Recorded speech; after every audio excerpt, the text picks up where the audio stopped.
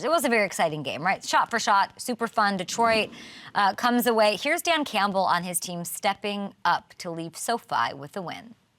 You do what you have to do to find a way to win, and we did that today. You know, the most important thing for us, man, I wanted us to play fast, physical, and violent, and, man, truly compete. And I did feel that way in all three phases.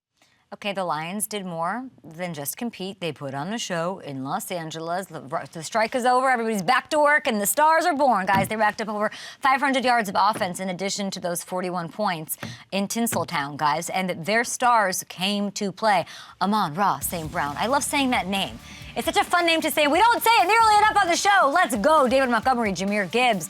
Did anybody put Jahmyr Gibbs back in their fantasy lineup? I did. Racked up over 100 total yards. Jared Goff nearly perfect on the day. It was as impressive a showing as we've seen from an offense since the Dolphins' 70 burger. I said it. And the Lions just continue to stack wins, guys. The Lions are sitting there at 7-2, game back of Philly for the 1 seed.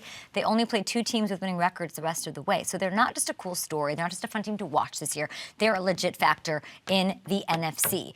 Okay, the Lions, you mentioned the Lions-Chargers game. That's kind of like the first thing you said, so let's stick with that. It was a great game.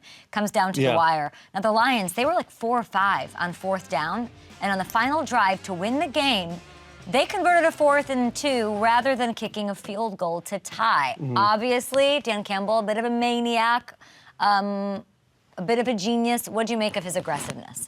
I love it, dude. As a player, when you get in those situations, you're like, do you go for the tie? Do you go for 2? Do you go for a 4th? Like, as a player, you always want to go for it. No player ever wants to go to overtime, win or loss. You just want that out of the game completely from an exhaustion standpoint.